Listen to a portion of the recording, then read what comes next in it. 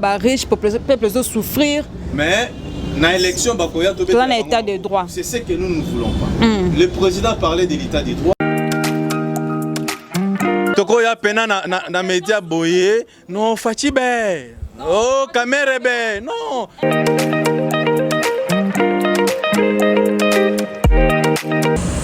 Le 30 juin 1960 reste une date inoubliable dans l'histoire du Congo. Voilà pourquoi nous profitons de cette occasion pour souhaiter bonne fête de l'indépendance à tous nos téléspectateurs de Niams Officiel Télévision et ainsi qu'à l'ensemble du Congolais. Bonne fête de l'indépendance. Mesdames et messieurs, bienvenue pour ce nouveau numéro de votre magazine Tolobela Mboka. Magazine Tolobela Mboka Pamba Temboka. Et ça na makambu ebele ba makanisi ya ba imboka makanisi ya ba invité na biso na kati ya plateau de kosala ke sunga pe ba kondi batambusa mboka malamu. Voilà pourquoi dans ce plateau une émission spéciale avec mon mboka Christian Dembélé. Il est kabiliste nende tokolobela nyonso zali koleka awa mon mboka mbote na yo. Mbote Mama Sarah pe mbote na balandi nyonso ya Niams Officiel Télévision. Pe bonne fête de l'indépendance na ba congolais nyonso surtout ba bazwami na est et la République démocratique du Congo o bazali abandonné bazako kufa mikolo nyonso bazali ko kufa lobby li sous plus de 10 ba kuna ministre ndeto zolo ba na beni na itu batu baza a débandade bazoko kima ba EDF ba koti muta ko contrôler ba ngwazate ba bomi ba pied ba kei ba tombi bandako et à ce moment là président a outi ko annoncer sikoyo fin à séjour na Goma. Bon Ngolo Baki abandonné bon or que pas plus tard que hier ou avant hier à Lobaki que il est à Tongi domicile kuna na Goma nenga kosa na bon na ko lo babongo te mais ndenga Lobaki président na yebika Lobaki bongo mais mingi maloba loba rapé akokisa raté ndenga Lobaki ka rovanda kuna na Goma mais akopandité aye na ye batu ba kufa ibotika kufa ngana ko kufa tenga na kena ngana kin na vanda ba sa abandonné. Merci beaucoup mon mboka Christian Dembélé.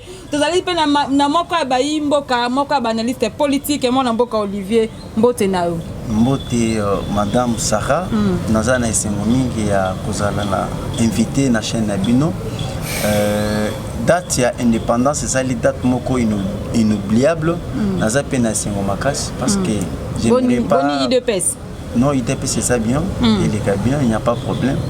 IDPS c'est une machine politique. Très bien. Une machine politique et ils ont ça la peau qui partout soit et disparaître dans un clé d'œil. Merci beaucoup mon mboka et merci à vous d'avoir répondu à notre invitation. Mon mboka Christian Dembélé 61 ans après l'indépendance, notre pays est outi wapi. Tozo kende wapi. Est-ce que le lot ko va vraiment que après 61 ans, il y a indépendance, tout ça vraiment indépendant. D'ailleurs, nous allons répondre à Maloba Onde Kwasukisi. 61 ans, il y a indépendance, Mboka Zozo dans la dictature. Ah bon? Donc, nous allons travailler pour la partie Moussous, pas la partie unique. Est-ce que vous comprenez cela? Donc, après 61 ans, indépendant, on va réfléchir à une dictature. Vraiment, c'est regrettable. 61 ans, indépendance, et là, on a retenir les lots, et ça passe. Donc, résultat, c'est amer. Pourquoi amer? Papa Nabiso Yakala, Lumumba, Bundaki, les vrais nationalistes, Bundaki pour beaucoup de panda. Et ça qui cadeau de Belge, Bazoaki Bissou. Ça qui par beaucoup d'efforts. Batu Koufi Makile, Batu et Tanguy. Belgique a moni que ça ne va pas à céder. De tout de suite les panda. Mais les panda, ça qui mingi politique. Pour toujours sur le plan économique, tu vas dépendre toujours dans les bandas. Malheureusement, l'ennemi est écolo. Il y a conflit entre Lumumba et Kasavubu. Et Mindele a réussi plein de neutraliser Lumumba. Il a fait complicité. Il a créé IDPS plus tard. Neutraliser Lumumba, Lumumba continue à Mabele. C'est Peli et Pessimboko na maboko occidentaux. Sakay na biso pendant au moins plus de 32 ans. Sakay na biso elongo na Mobutu. Dieu merci, grâce à un homme, Mouzé Laurent Desiré Kabila a recruté Batuna Babot. Autre Babot, mon libératrice. Baotina Banko Banda Kuna, Moussika na SR République, qui nous recommande à libérer Bisson na Maboko à Mobutu. Après 32 ans, parmi Bango, il y avait un jeune. Un jeune, Joseph Kabila Kabange, Ouazalaki parmi Bango. Tant que comploter Babomi Mouzé, Bakanze qui Sili. Nous avons Joseph Kabila Koya Bimawana. Joseph Kabila Tanga Bimi, Azumboka Oyo, Bamindele Badese ko diviser ko Kabola yango na 3 parties. Côté Bemba, côté Rouberoi, côté Nini Pote Mboke Zala ko Kabwana. Il y a unifié on a 2 ans. Je vous dis de 2001 à 2003, au bon balo baké. So tu ne vas pas à ça les gars à 2 ans. Bon, c'est Kabila na 2 ans.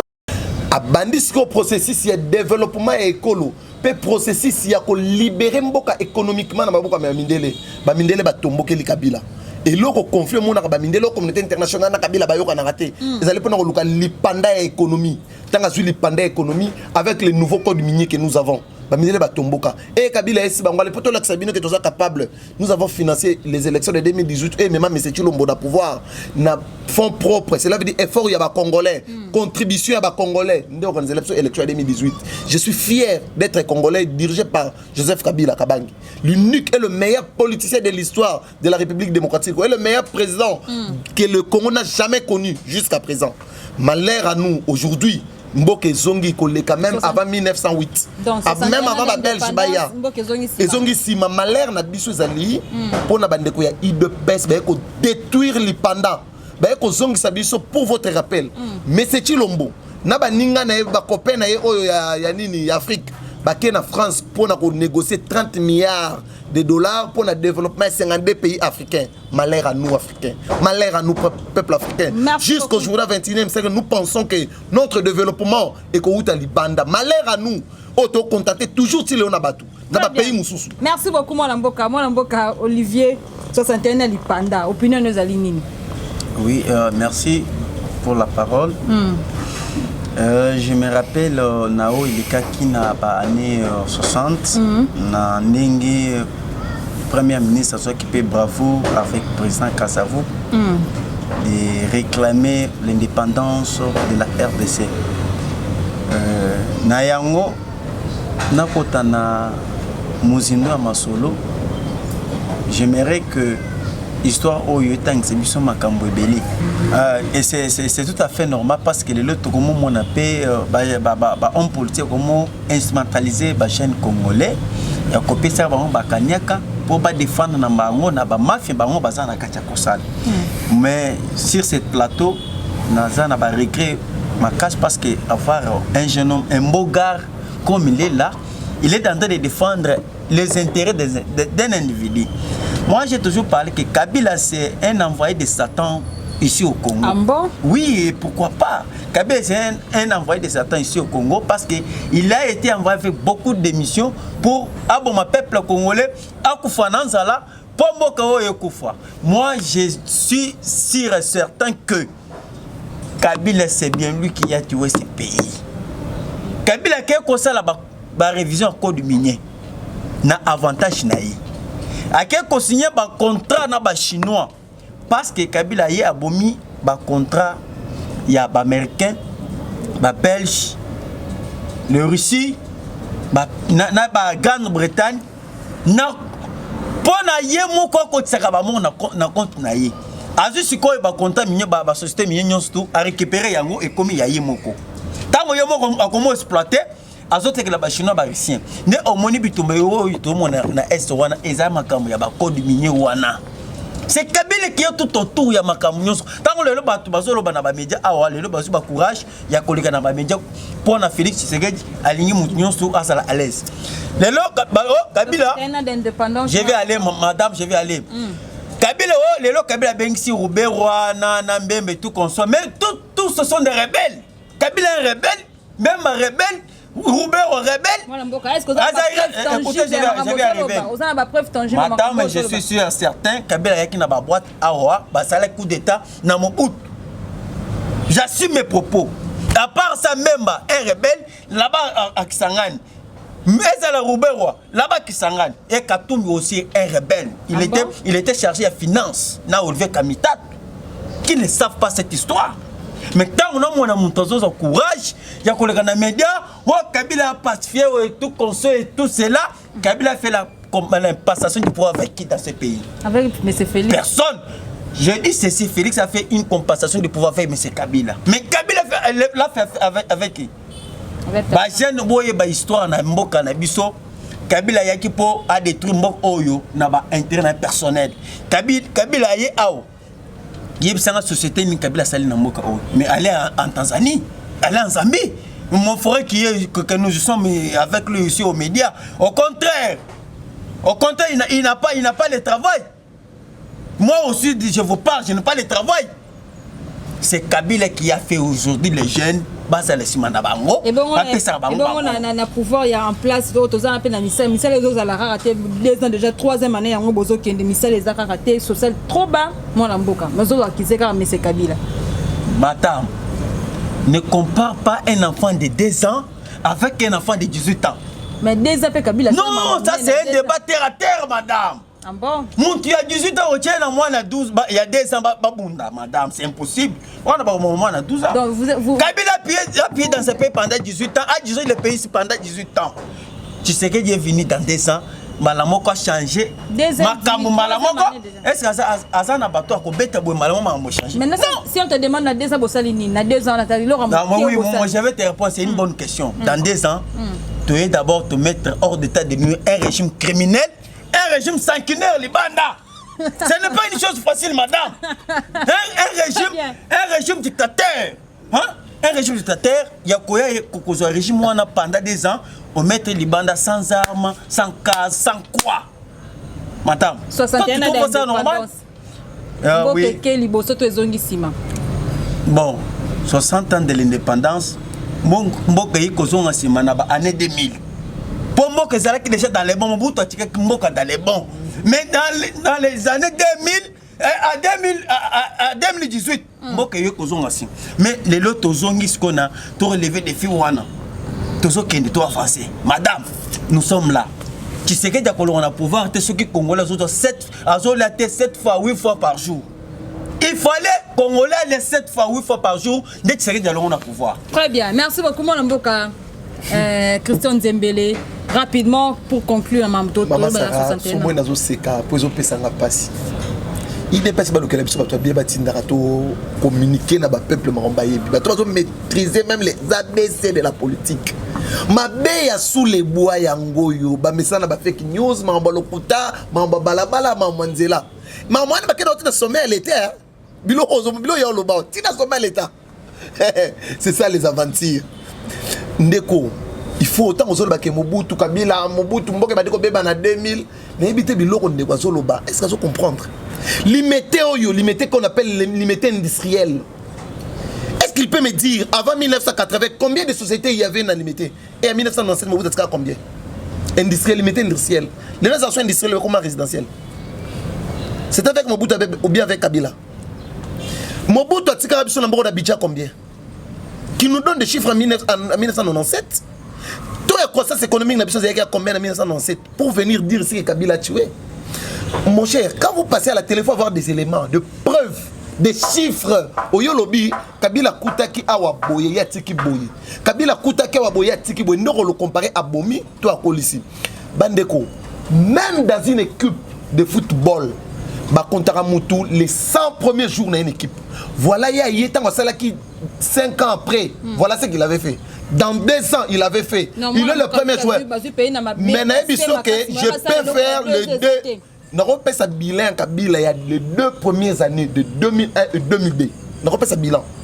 Il y a bilan quoi qui y a le bilan sali les régime dictatorial n'a évité le rôle de donc le peuple va voter qui a déjà voté en élection.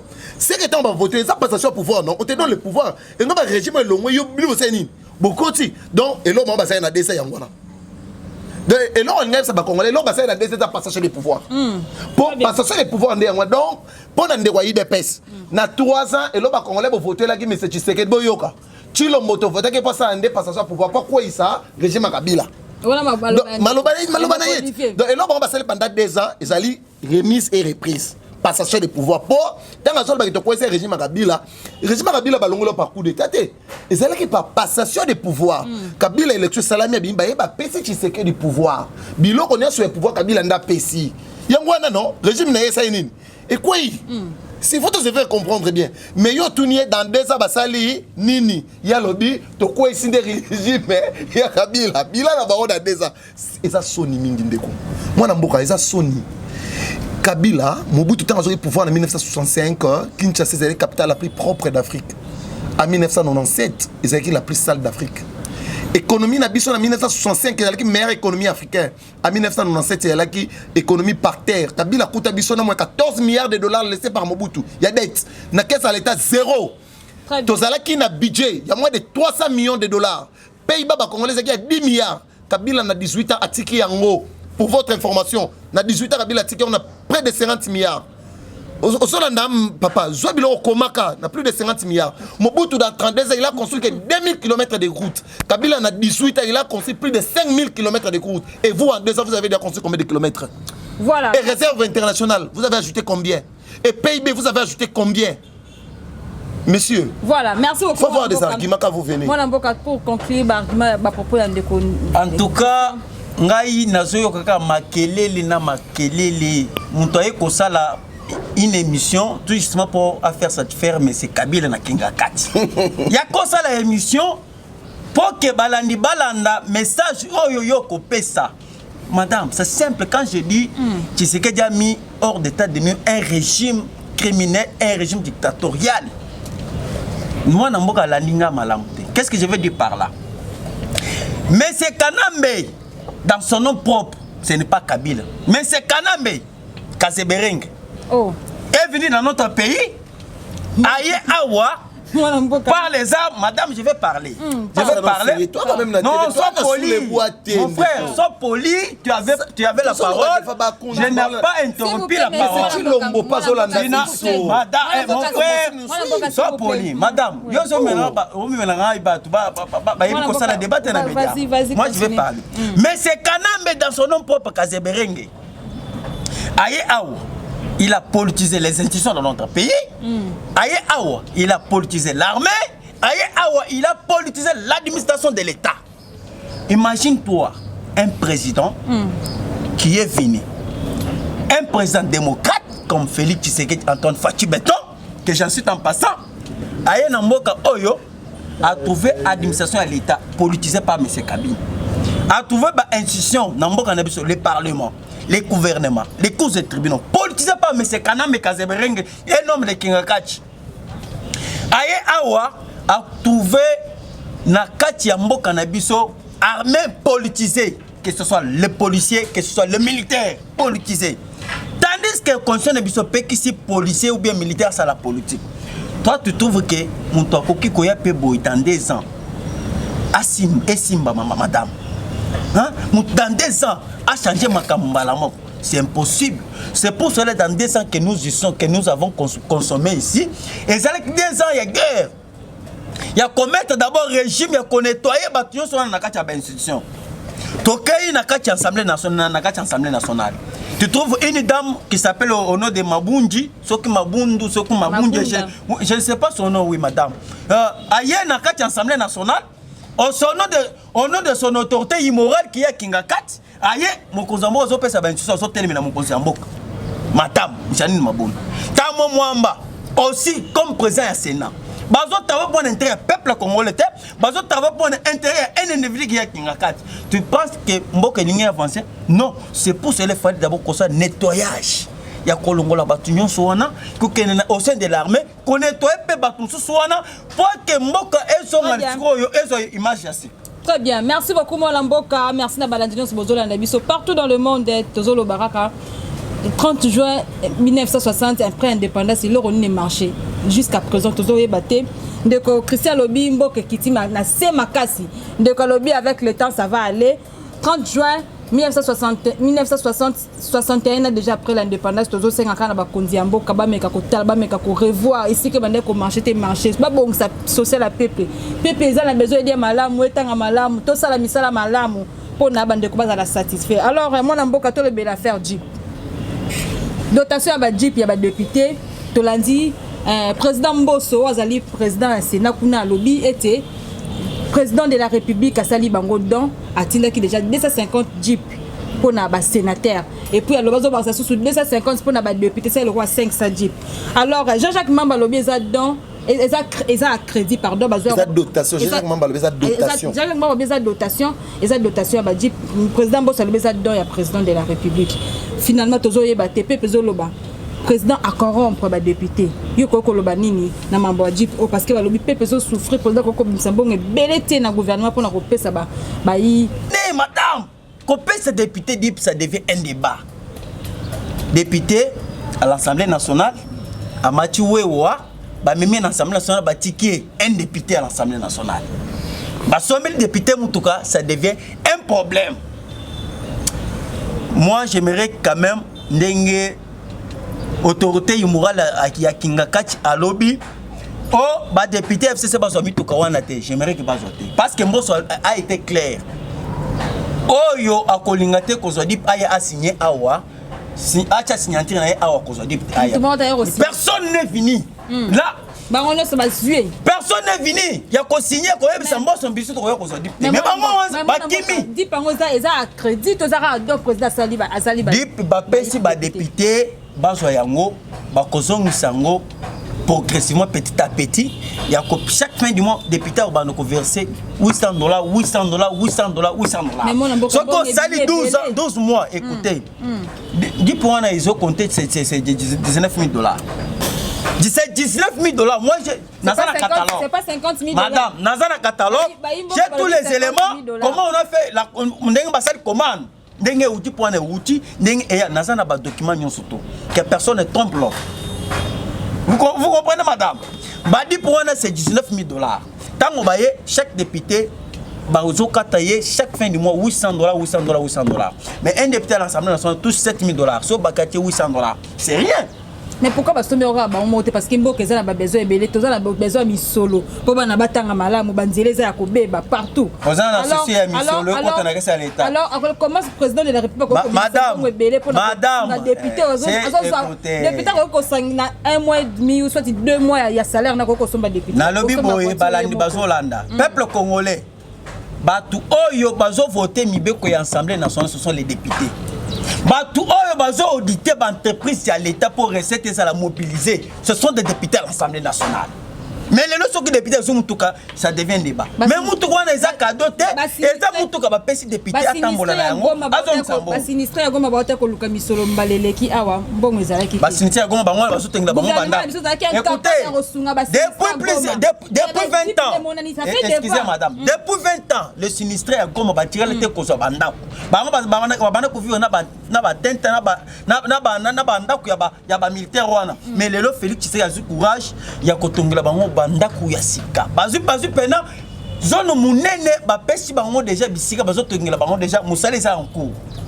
D'accord. Vous comprenez? Écoutez madame, dans 18 ans quelle ville que Kabila tikaki na Goma pour ceux qui le éruption volcanique et bandi baki na ville mususu et le côté Kabila ça mboka oyo saka net saka wana et cette ville munene Kabila koki ko réhabiliter saka ba kota kuna ce qui éruption volcanique est tozana dossier à Jeep Torozonga dossier à Jeep madame Nissan tozalaki na ba Jeep ya Petro Nissan awa Kabila asombaki na mboka oyo apesa ba député à l'Assemblée nationale et en plus na 2012 Kabila corrompre ba député na Jeep 2 fois. Non, le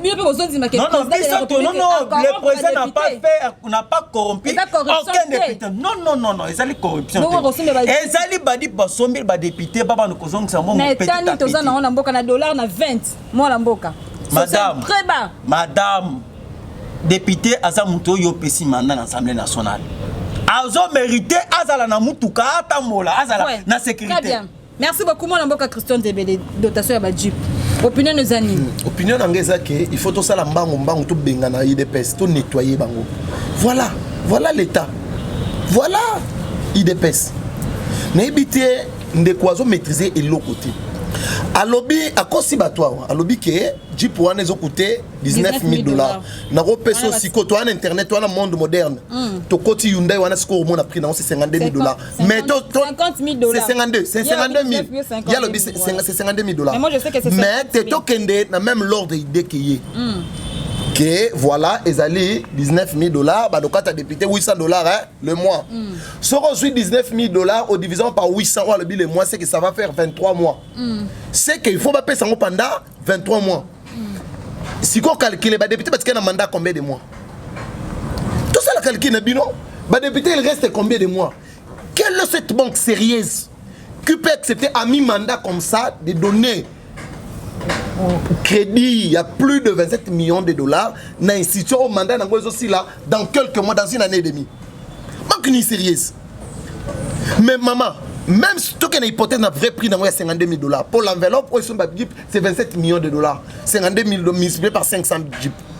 C'est 27 millions de dollars. Si vous prenez, moi j'ai dit salaire à député à 7 000 $, qui est député national, c'est 4 000 $ actuellement. Vu le relevé bancaire, il y a un mois passé, c'est 4 000 $ par rapport à Toba Zouarayango. Si on prend les 52 000 $ divisé par 4 000 $, ça fait 13 mois. Est-ce que nous sommes d'accord? C'est bon, quand tu as un salaire mobimba, pendant 13 mois. Salaire mobimba. Et maintenant, vous voulez nous faire croire que, n'est-ce pas, il y a un mois, une année et demie, et Banque européenne, ça va député crédit. En plus, crédit Zalaka libre. Moutou faut libre à cause de crédit, même pas ça moutou crédité. Azoé baté n'est pas un kabila, député bandor ça dit oui, j'affirme. Ça a un crédit. Comment? Na début à législature. L'Assemblée nationale, quand on contacte notre gouvernement, pour nous renseigner dans le gouvernement, à la banque européenne ça crédit pour que les députés soient Jeep. Mais ça se passe comment? Il y a une fiche d'inscription. Il faut chaque député aille à l'Obakengana Lingi Jeep. Bon, Jeep. Jeep marque tel, na monta tel.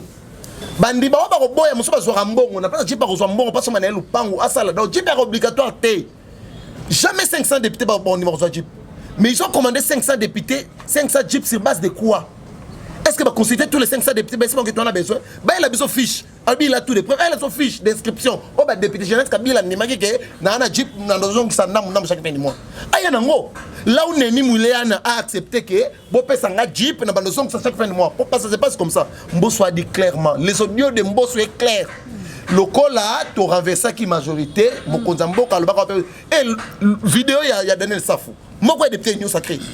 Wana à la veille quand on mabunda quoi à lobby clairement la rêve sur Jeep et ça qui na motivation ba Jeep ko ya ba Jeep payé et ça ba Jeep oyo et soko na rôle bande nini et soko ko sili sa musala corruption o e banda ki déjà depuis kala et ndeko suko ko couronner yango et ça ba Jeep wana mais moi ce qui me fait mal hein chef d'état ça toi on peut ça non est-ce que même ngana na toi on peut ça non parce que chef d'état peut ça donc mais moi je me pose la question de quoi lobby bon moi na pas député na vélo donc infirmier nda roya na vélo donc musala infirmier et ça na tina moroté infirmier baza na greffe bon on peut ba ça même 20 millions de dollars président préfère donner 27 millions de dollars parce qu'il y a 4 000 $ à salaire mais bah de toute façon soit même pas un prime il y a 100 000 $ na infirmier na ba médecin ba professeur des universités bon ça musala na bango ba on est ba na droit ya type seulement les députés pour pas resungayer à contrôler le pouvoir. Le président corrompt pour les députés. Non, c'est là que nous avons commis une conclusion. Rapidement, tout le monde a fait normal. Nous avons droit à un salaire moins décent. Salaire, il y a bien, bas à la bien. Néanmoins, médecin, professeur, infirmier, député, ministre, tout le monde. Oui, je suis d'accord. Mais pour le président, pour nous, il y a des députés. On va député, parce que déjà, parmi les bateaux, on va foutre bien en boca. Enveloppe salariale et député, c'est comme on a plus de 15 000 $. Peut-être, si vous évitez, 4 000 $, pour salaire, c'est une rubrique est belé. C'est 4 000 $, déjà le rôle à salaire, mais la dotation est belée. Si on règle l'enveloppe par mois, c'est près de 15 000 $. Donc, député, avec salaire, il y a 4 mois, à soumission de la Jeep. On a besoin de Kabila Égypte. C'est ça maintenant le problème avec notre président, avec l'IDPS. Pouvoir, il y a balabala. C'est ça le problème. Maintenant, toi, on a un problème et délai à résoudre. Pour les infirmiers, le gouvernement, il fallait affouter à Bangombongo. Enveloppe, c'est à peu près plus de 25 millions de $. Le gouvernement a dit qu'on paie 10 millions seulement. On va foutre à Bangombongo. Le gouvernement a monté, mais le gouvernement est capable de faire 7 millions de $ pour acheter des jeeps pour nos députés. Quel pays? Quel pays? Renversement de valeur. L'UDPS, renversement de valeur. C'est ça avec l'UDPS. C'est honteux pour vous. Et le peuple vous regarde. Peuple à Zomona. Peuple à Robin Kanabino. Oui, je suis sûr. Bien. Merci beaucoup, Mboka Christian Zembele, Mboka gouvernement Sengina, société égale, qui s'habille quoi. Pas société égale, société nyonso. Société nyonso, qui s'habille quoi, colia. Bino, botali, compte rendu, botali, nini, to interpeller qui maman, chambre froide, vivre frais, lobby, sobi, bilo, on a baron à tel comata. Qui s'en directement du coup. Ça la perte. Gouvernement taliba. Mécanisation, on a été obligé de du coup pourquoi opinion nous aligne par rapport à la situation. Merci madame. En tout cas, je vois qu'en face de moi j'ai un bébé. Il y a un bébé de 6 mois. Oh, alors tu pampex, il y a un débat politique. J'aimerais te répondre, madame, à cette question. Rapidement, parce que tu as comme chuté. Makamu Oyo est Makamu égal wana, je vous dis égal les alliés société Oyo. Il y a moi si il y a Kaname. Mais c'est Kabila. Mais c'est Kaname. Yo ebi na kombo ya Kabila parce que kombo ya Kabila les kombo ya triché. Il y a eu kombo ya musée soit disant au moni ndeko ya mwana ya musée ya kiawa. Ayakiawa ça alekaki na ba média. Azo réclamer basala autopsie ba yeba nani azali mwana ya musée. Ne me parle pas de Kabila, il faut citer Kanambe Kazeberenge dans son nom propre. Madame, Kabila aya wana mboka abomi ba société ya l'État. Abomi ba société ya bande konabiso ba congolais. Akena mwasi na ye ba sel ba société na ya bango propre. Égal, je vous dis égal wana ozomona wana. Ezali société munene te. Toyebi fait kazali nani Albert Yuma comme président de la Fédération des entreprises. Azali moko ya ba partenaire na kacha égal. Nous les savons tous. C'est pour cela au monde bango bazo temela mukano. Ce qui est lo gouvernement azum mukano ba kitisa biloko ya première nécessité. Et ça pour l'intérêt ya ngai ya yo ya batu nyonso. Mais bazo telemela yango pourquoi? Bango wana bazali bapesi batu bambong aw batu zana bango na ba média aw bapesi batu wana bambong ya ko critiquer Félix azo sala loko te je n'accuse personne bapesi bango bambong bokende ko vilpande na ba média o tu sais que social la peuple et kofi et tout consort mais lelo tu sais que azumuka ba ki tu sais bilo ya première nécessité ça devient un problème madame ce qui est comique quand même lelo au lieu nanda kozolia 3 poulets, mais les comment il y a 10 poulets. Et ça c'est monté. Et ça c'est parce que papa commence le colo à boire quel maman. Maman a dit papa, à boire quel maman. Ça et vous allez sengo. Mais pourquoi ce que le qui se biloko est commis macam. Tandis que Olive l'aime d'abord. Ba exonération nyons tozo futate. Ni taxe ni TVA. Azo futate, biloko zo kota ofele. Ah bon? Oui, ba privilège nyons on va penser que y a pas mobile na ye. Mais les lots baye balobi biloko ekita et comme problème tandis que kuna na nibi consomme carton Thomson c'est moins de $5 moins de $5 mais ayi bazo ewa bazo tia ba prix ya carton Thomson ba $35 ça c'est exagéré. Très bien, merci beaucoup. Ministre de l'économie à lobby a oyo koto satea étallier rigueur ya loi et kozala na nzoto toto ke la rane ba mama ya biso mao ba soma ki biloko na talo ko mata makasi ba rosa la perte parce que le ministre le wa koto cet étallier voilà moi na mboka Christian Zembele mokano au gouvernement zui pona ko kitsi pona baisse ya prix ya biloko ko lia yo lobi nini par rapport na yango. Bon, avant de répondre à la question na yo moni l'émission to sala très pédagogique bana musuba wana na biso tango to zoya bande ko na TV ozoya na TV faut ya ko loba biloko eza officiel au bana ba retenir. Parce que notre pays reconnaît que notre troisième président de la République s'appelle Joseph Kabila Kabange. Quand il vient de l'autre, c'est regrettable pour les gens de l'UDPS. C'est regrettable pour l'avenir de notre pays avec ce genre de personnes. Si c'était moi, il allait être sanctionné de ne plus passer à la télé. Si ça dépendait que de moi. Mais comme ça dépend en fait de moi, et ça ne dépend pas de moi, et avec Justin bafoué, il peut toujours continuer à dire ça sans être inquiété. Mais pour nous, on a un point où il y a oui. Kokitse bloc ou les éloges malamu même ngai na liaka na kindara wenze prix na zokokate to osombate nous sommes tous d'accord sur bloc fait kita nous sommes d'accord mais procédure et ça nini c'est maintenant ça le problème fait quand on parle de fait et ça soit chez bateau entrepreneur bateau yo ba ko investir mboka na biso ekoneta pillage entre guerre ya Tshisekedi na Mobutu ba na bango bande ko sala copain collègue ba biloko na bango wana et ça là que ba piller to payer ba société ba to bazala ba milliardaire ba koma ba pauvre na jour moko à une seule journée ba koma ba pauvre investir ni série ko sur de risque ko investir na Congo moi ndambo to sana bango bazoko ya lelo il faut protéger bango. Et nous qu'est-ce que l'État fait d'abord premièrement? L'État va la moyen pour financer Batou. Nenga lobby que kuna carton Thomson moins de $5. L'État est capable, il y a qu'on soit mouloro langai congolais. Après ça mission on exporter Thomson on a pris on a pris il y a c'est à imposer on a pris. Soyez boy botri ngana ko inonder marché. L'État est capable de inonder marché. Mais l'État c'est bon l'État va même investir. Ça ko sona na bango. Ba biso somba boy. Ba taxe sur futa boy. Dépense na biso de futa boy. Ba négocier prix après bino bo annoncer. Ça c'est du populisme. C'est ce qu'on ne veut pas. Du populisme seulement. Donc toi annoncer ba mona que ouais, tout de suite des gens peuple là c'est la pourri en réalité, il y a rien. yo ko imposer nga na zimbongo nga na question bilo nga na ko teka yo imposer nga prix or nga na teka pour na bénéfice donc imposer nga prix attention na ko perdre étaler quel état l'état n'y a pas battu pour investir dans mboka na ye quelle image que nous donnons et lobby ce que bango ba keito so Thomson wapi il parle d'égal. Égal est la seule société où il y a qui équilibre prix à Thomson. Même tant que Thomson est matin, comme grâce à égal, tant qu'il y a un conteneur, il y a égal. Illégalement d'ailleurs, dans la matin, vous montrez que Thomson est comme un grave. Et ça, c'était un caractère social. Oh, il y a pris d'abord. J'assume, oui, je sais aussi. Alanda qui procède, Alanda qui m'a remboursé, qui était ma exonération est égal. Égal n'a jamais été exonéré.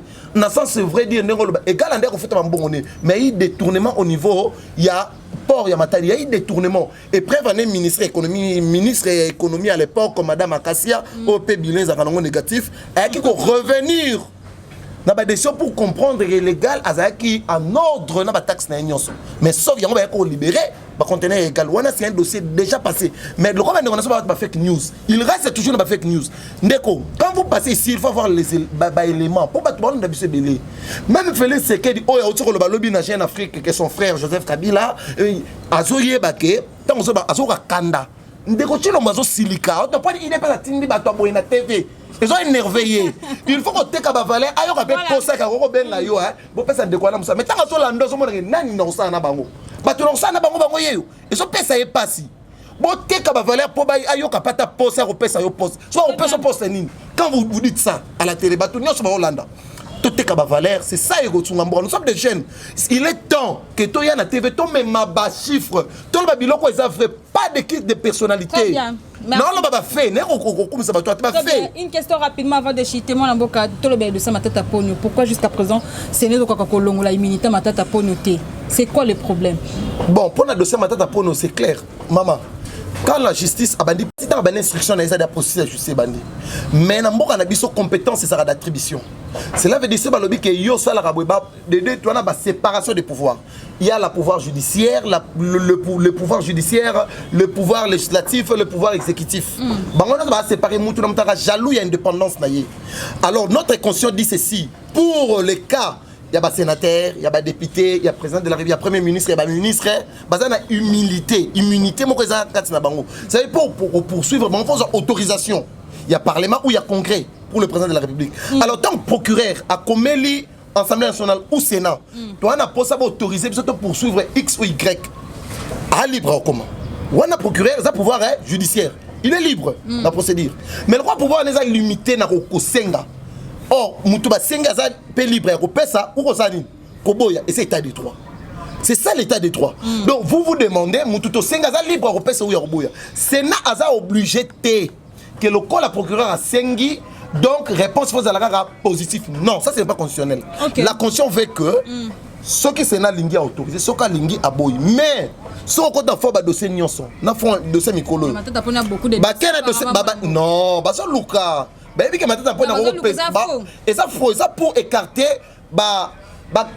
potentiel candidat ou adversaire à M. Chilombo. Ne l'a pas dit que Bilez a zéro. Alors c'est un candidat sérieux le quoi maintenant pognon. Bah on a n'engni ba s'en sortir il faut qu'on le écarter. Bah un dossier pour Londres. Baké échoué. Tant que Baké mis un dossier moi en 2013. Il y a Makambu ya sa organisation. Il fait ça n'est comme ça très bien. Non mais il fait ça, il chef le commis instrument ya ko luka ko éliminer ba candidat potentiel ya Kabila la. Il chef Tilelo. Excédent il y a 14 000% la présidence. Rapport IGF le Bini pour Nango. 27 millions oui pour na chip. Rapport IGF ça. Bilo ko fait enquêter na mbongo na utu wapi traçabilité. Makambu ya ancien eteni ya mbongo na biso eteni ya mbongo na biso lo comme le longondo eteni ya mbongo etikala eteni longondo na eteni ya mbongo na biso ya Covid. IGF ça va plus. Où est IGF? Moi na mboka Olivier. Oh, faut même pas nous parler de l'IGF. A quoi que eteni sibanda ku kabunda otonga. On a limité ba chino kabunda 2 ans. Ba immeuble otonga. Quoi que était sur yangote. Bon que était okise kabuya. Ata mona ba cortige na bana moura. Bana moura. Il est qui? Na conseil na biso bana mo ba garde présidentiel. Un secrétaire général d'un parti politique privé, il y a l'État. On a soudé l'État. On est censé garder le président de la République. Silence des morts. Il ne faut pas nous parler de ça. Pas la pouvoir. Moi, Olivier, rapidement, de ce matin, pour nous clôturer rapidement l'émission. Merci, madame. J'aimerais dire à mon frère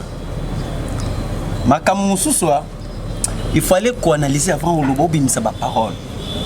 Au moins, le lot, moi j'ai fait d'abord régime qui s'est quitté. Pourquoi? Parce qu'il y a une transparence des choses. Comment? Aujourd'hui, la présidence, nous soyez que la présidence, moi, je autant, et ça la raboye, que na raboye. Mais na lingi, to banana 2000 à 2002 jusqu'à 2018. Abi miselenga y papier ya mbongo ya ba transaction ya présidence. Oyo Kabila bana ko be misana mboka oyo. Montoloko la Kabila il ne méritait pas de gérer ce pays. Un grand pays comme la RDC comme ça. Dans le niveau ya Kabila, matata mponyo zo be mêler papier. Nazo bimisa mbongo na compte bancaire, azo bimisa $100,000. Matata mponyo akei abaki 0.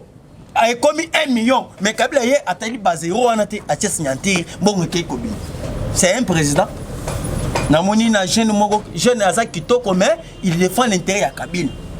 C'est regrettable quand même, madame. Un régime sanguinaire comme le régime du FCC là.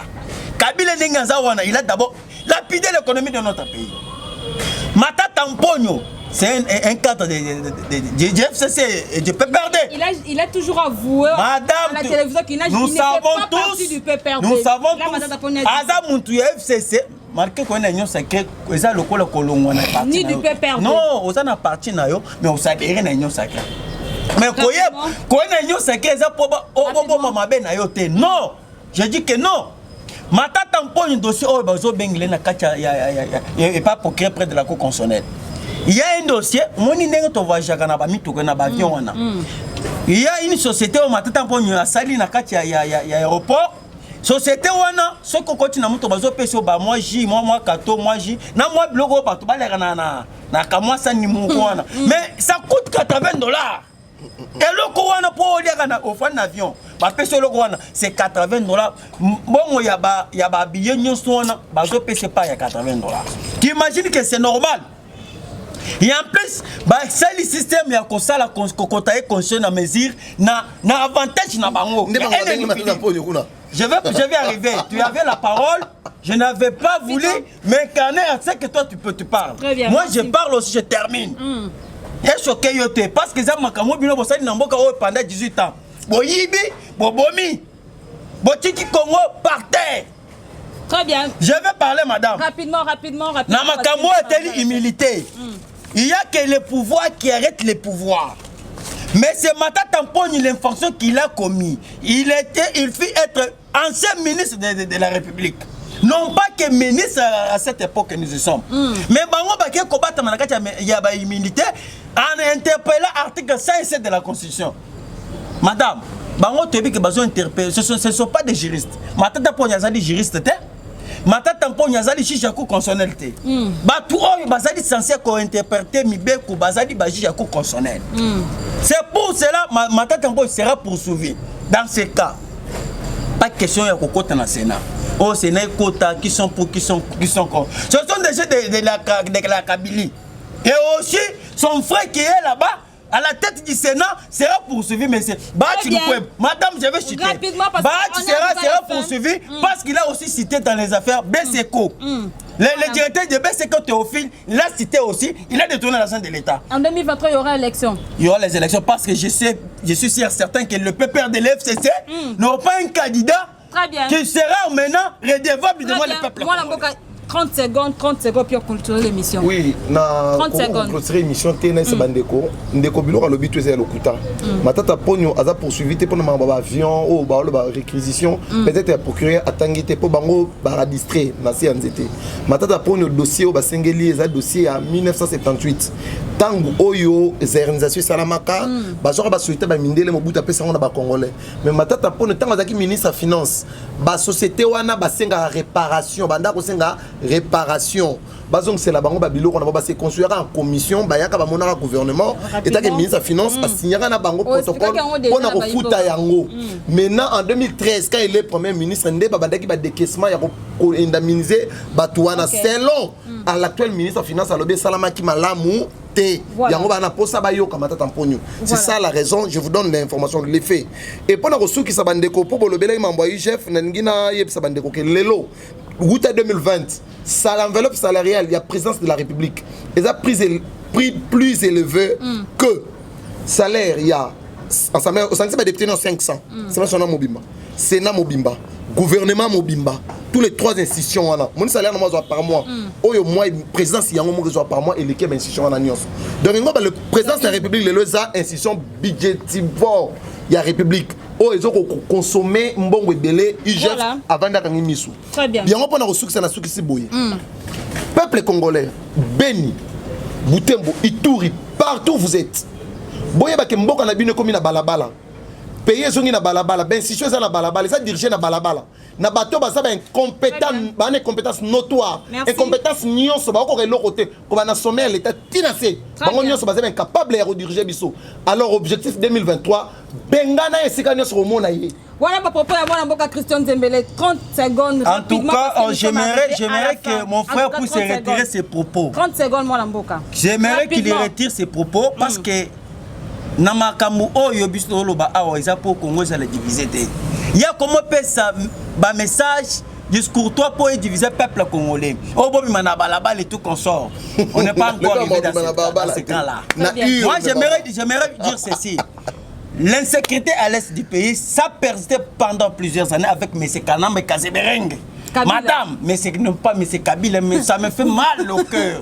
Dès que vous citez Kabila. Madame, Kabila était dans ce pays ici, un militaire, un officier, le plus grand. Un militaire dans ce pays a dirigé encore le pays. Mais c'est soit poli. Soit poli. Tu as consommé 30 secondes. Oh, c'est la honte, mon cher. Sois poli, je vais parler. Donc toi tu viens Sois poli. S'il vous plaît, s'il vous plaît. Le problème dans ce pays, c'est M. Kabila qui a madame, ça me fait mal.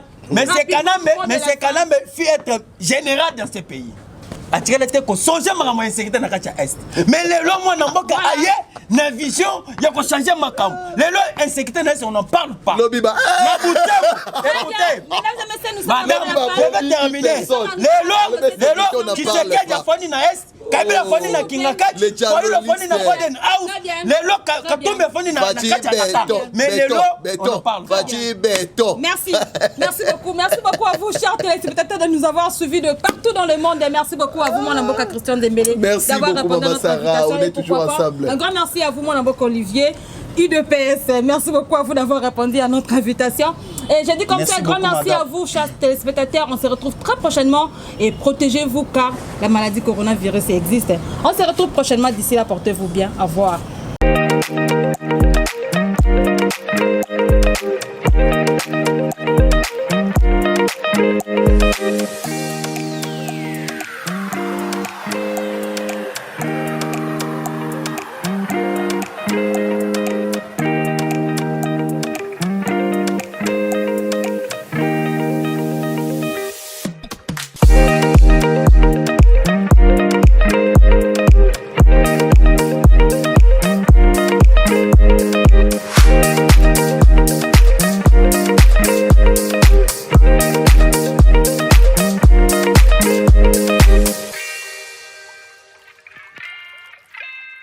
Riche, peuple souffrir. Mais dans l'élection, l'état de droit. C'est ce que nous ne voulons pas. Le président parlait de l'état de droit. Toko ya pena na média boye, non Fachibe. Oh, Kamerebe, non.